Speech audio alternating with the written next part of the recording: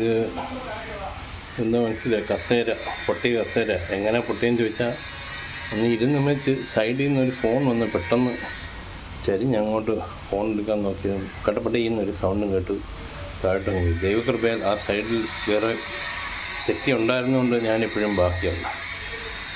നമ്മൾ മേടിക്കുമ്പോൾ നല്ല സാധനങ്ങൾ മേടിക്കുക, ഇരിക്കുമ്പോൾ സൂക്ഷിച്ചിരിക്കുക.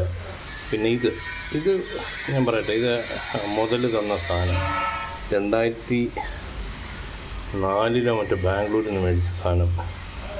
ഒരു 10 വർഷത്തോളം നല്ലതായിട്ട് ഉപയോഗിച്ചിട്ട് ടെറസിൽ കൊണ്ടിട്ടിരുന്നു. വെയിലും കാറ്റും മഴയും എല്ലാം കൊണ്ട് അത് പൊളിഞ്ഞ് എൻ്റെ ഒരു മണ്ടയും കൂടെ ഉണ്ട്. അവനെ ഇവിടെ കൊണ്ട് ഡിപ്ലോയ് ചെയ്തിട്ടുണ്ട്, എവിടെയാണെന്നറിയത്തില്ല. ഓക്കെ, എന്തായാലും അത് നല്ല ഗുണമായിരുന്നു കുറേ നാൾ. അതായത് പിന്നെ പൊട്ടി അതിൻ്റെ പരുവം കെട്ടപ്പം പിന്നെ എടുത്ത് കളഞ്ഞേക്കാമെന്ന് വെച്ചു. പിന്നെ എൻ്റെ മൂത്ത സന്താനത്തിന് അവൻ്റെ അമ്മ ബാംഗ്ലൂർ ഒരു ടോയ് കടയിൽ നിന്ന് അന്തക്കാലത്ത് 22 വർഷം അടുപ്പിച്ച് മുന്നേ 4000 രൂപയ്ക്ക് മേടിച്ച സാധനമാണ്. അത് കുറേ നാൾ കഴിഞ്ഞപ്പോൾ പിന്നെ നമ്മുടെ ലോക്കി കുട്ടം കളിച്ചു. പിന്നെ ഇപ്പോൾ എടുത്ത് കളയാൻ കാര്യം ഈ പ്ലാസ്റ്റിക് എല്ലാം കൂടെ വെച്ച് കിടന്ന് തൂറ്റിൽ കോരാനേ സമയമുള്ളൂ. അങ്ങനെ ഇതെല്ലാം മാറ്റാമെന്ന് വെച്ചു. All are debris.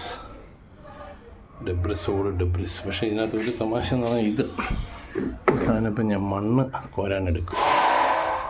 എന്തെങ്കിലുമൊക്കെ രീതിയിൽ റീസൈക്കിൾ അതല്ലേ നമ്മൾ മലയാളികളുടെ പ്രത്യേകത എന്ന് പറഞ്ഞാൽ. എങ്ങനെയെങ്കിലും പുല്ല് നമ്മൾ ഒപ്പിച്ചെടുത്തിരിക്കും.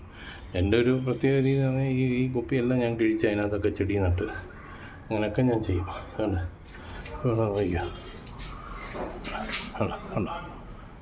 ഇതിനി റോഡിൽ കൊണ്ടുപോയിക്കും, ആരെല്ലാം എടുത്തുകൊണ്ട് പോയിക്കോളൂ.